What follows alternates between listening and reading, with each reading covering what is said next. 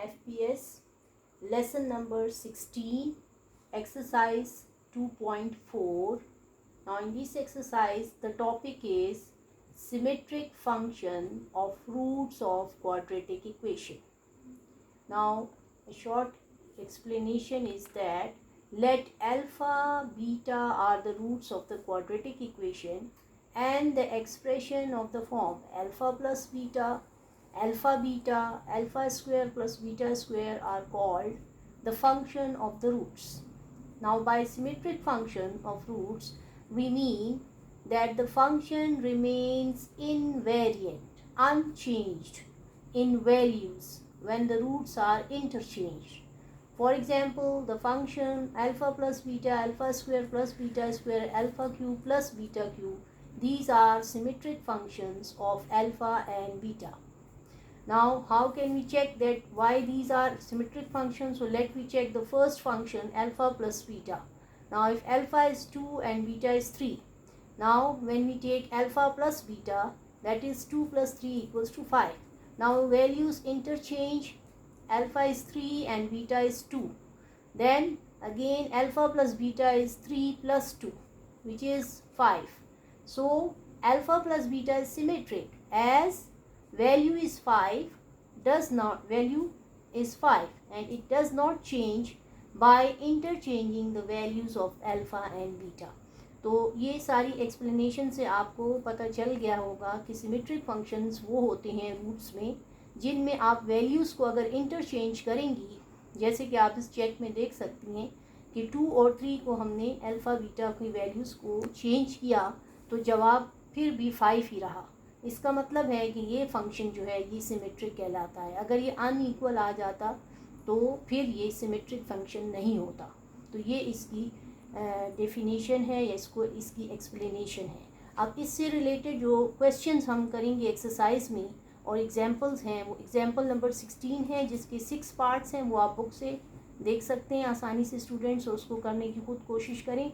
और एक्सरसाइज का जो क्वेश्चन नंबर 1 है उसकी 2 पार्ट्स हैं, सो इसके हम पार्ट्स जो हैं अब आपको सोल्यूशन में एक्सप्लेन करेंगे।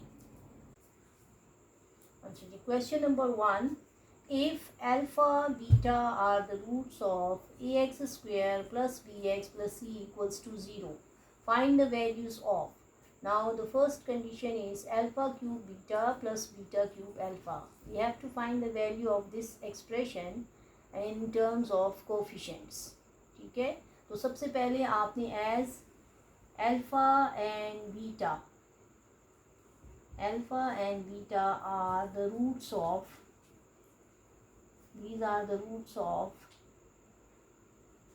quadratic equation है ax square plus bx plus c equals to 0। ये आपके पास quadratic equation गिवन है ax square plus bx plus c। हम इसको ax square plus bx plus c equals to 0। Then the sum of roots in the quadratic equation जो है वो होती है minus b by a and the product is c by a. Now we use these values to find the value of this expression. Now the expression, first of all write down the expression. इसमें अब सबसे पहले क्या करना होगा बेटा, आप देख लें इन दोनों टर्म्स में कॉमन आपको नज़र आ रहा है अल्फ़ा और बीटा, तो ये आपके पास आ जाएगा अल्फ़ा स्क्वायर और सेकंड टर्म में फिर बीटा स्क्वायर रह जाएगा क्योंकि अल्फ़ा बीटा कॉमन हमने ले लिया। अब आपको अल्फ़ा बीटा में आपको ये कोफिशिएंट की वैल्यू जो आपको इनको इन टर्म्स ऑफ कोफिशिएंट आपने कैलकुलेट किया हुआ है ये जनरल फॉर्म से, ये सी बाई ए लेंगे। और अल्फ़ा स्क्वायर बीटा स्क्वायर के लिए हम क्या लिखेंगे, तो देखें अल्फ़ा स्क्वायर बीटा स्क्वायर के लिए आपको जैसे फॉर्मूले में करवाया जाता है alpha plus beta whole square जो होता है, since alpha plus beta whole square होता है अल्फ़ा स्क्वायर बीटा स्क्वायर और 2 अल्फ़ा बीटा। और हमें सिर्फ चाहिए किसकी value alpha square beta square की, तो हम इसको ऐसे भी लिख सकते हैं alpha plus beta whole square minus 2 alpha beta which is equals to alpha square plus beta square.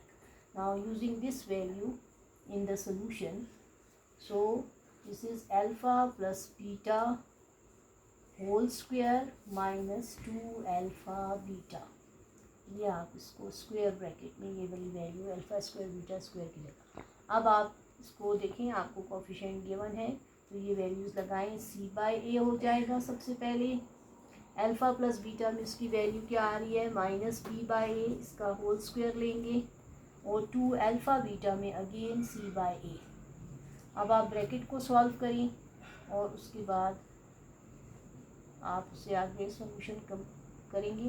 ठीक है, -b/a स्क्वायर है ना, तो ये b²/a² हो जाएगा, और ये 2c/a।